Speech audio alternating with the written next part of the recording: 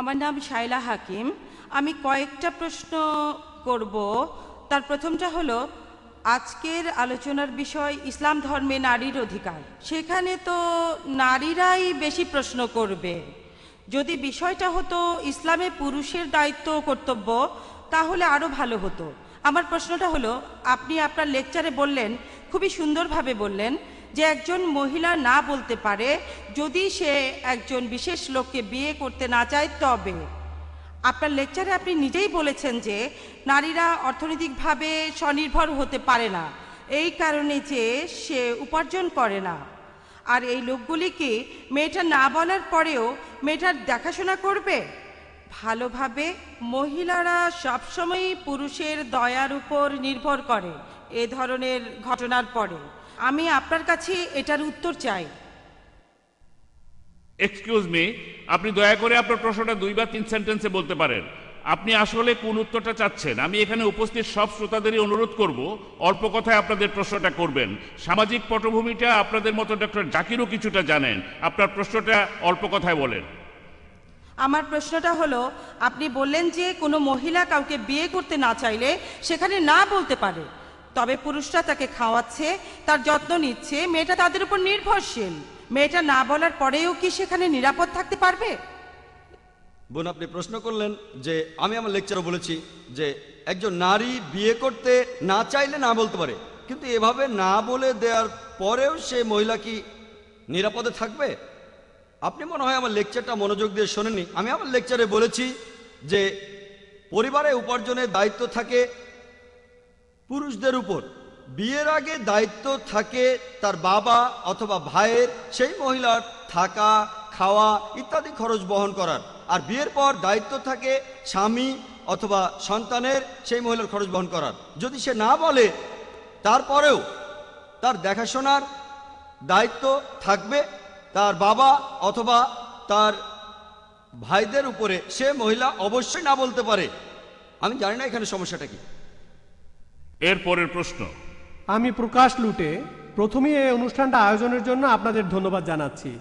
এবার আমার প্রশ্নটা করছি, পৃথিবীর সব ধর্মই হোক সেটা হিন্দুইজম, খ্রিস্টান বা ইসলাম, ধর্মগ্রন্থ অনেক ভালো কথাই আছে। তবে এখন এই 1000 বছর পরে আমরা দেখি যে সবগুলো ধর্মই মেয়েদের সাথে পক্ষপাতমূলক আচরণ করেছে। পৃথিবীর কোনো ধর্মই এর ব্যতিক্রম নয়। এখন আমার প্রশ্নটা হলো, ধর্মগ্রন্থে যেটাই লেখা আছে, হোক সেটা বাইবেল, কোরআন, গীতা বা অন্য যা কিছু, গ্রন্থের কথাই বেশি ইম্পর্টেন্ট নাকি সমাজের রীতিনীতি সেগুলি আরো বেশি ইম্পর্টেন্ট?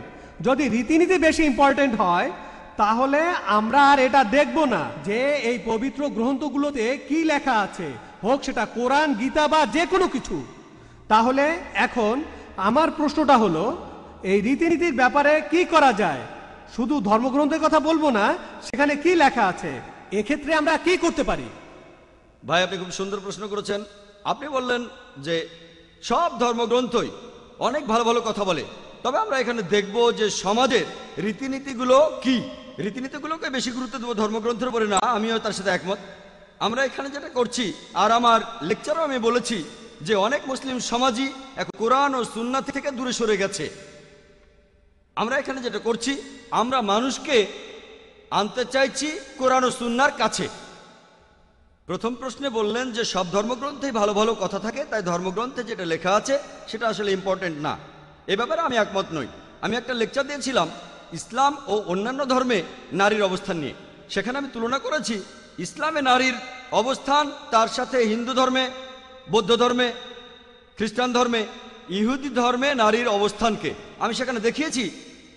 আপনি দেখার পরে বুঝতে পারবেন, যদি আমার সেই লেকচারটা দেখেন, যদি লেকচারটা দেখেন আপনি নিজেই বলতে পারবেন কোন ধর্ম সর্বাধিক অধিকার দিয়েছে। যদি আপনি মেনে নেন কাগজে কলমে ইসলামই সর্বাধিক অধিকার দিয়েছে, এখন আমাদের সেটা বাস্তবে প্রয়োগ করতে হবে। অনেক মুসলিমকেই দেখবেন কিছু কিছু নিয়ম মানছে আর কিছু কিছু নিয়ম মেনে চলছে না। যেমন ধরুন ইসলামিক আইন, অপরাধীর শাস্তি আর নাগরিক অধিকারের ব্যাপারে সৌদি সরকার নিয়ম মেনে চলছে, আলহামদুলিল্লাহ। তবে এমনকি তারাও অনেক ক্ষেত্রে কোরআন থেকে দূরে সরে যাচ্ছে। আমাদের যেটা করতে হবে, আমরা এখানে সৌদি সরকারের দৃষ্টান্তকে অনুসরণ করতে পারি। বিভিন্ন অপরাধের শাস্তি তারা যেভাবে দেয়, আর যদি সেটা ভালো হয়, পুরো পৃথিবীতে প্রয়োগ করা, তারপর অন্যান্য সমাজকেও দেখব সেখানে ইসলামিক বিভিন্ন আইন চালু, যদি সেটা ভালো হয় পুরো পৃথিবীতেই প্রয়োগ করব। আমরা আজ যে কারণে এখানে এসেছি আপনারা যাতে বুঝতে পারেন এই আইন সবচেয়ে সেরা আইন। যদি এটার বাস্তব প্রয়োগ করতে না পারি তাহলে দোষ আমাদের ধর্মের নয়। সেজন্য আজ আপনাদের ডেকেছি যাতে করে আপনারা ঠিকভাবে কোরআন ও হাদিসকে বুঝতে পারেন, কাজেও প্রয়োগ করতে পারেন, যাতে করে ঠিকভাবে কোরআন ও হাদিসকে বুঝতে পারেন, কাজেও প্রয়োগ করতে পারেন। আশা করি উত্তর পেয়েছেন। এবারের প্রশ্নটা মহিলাদের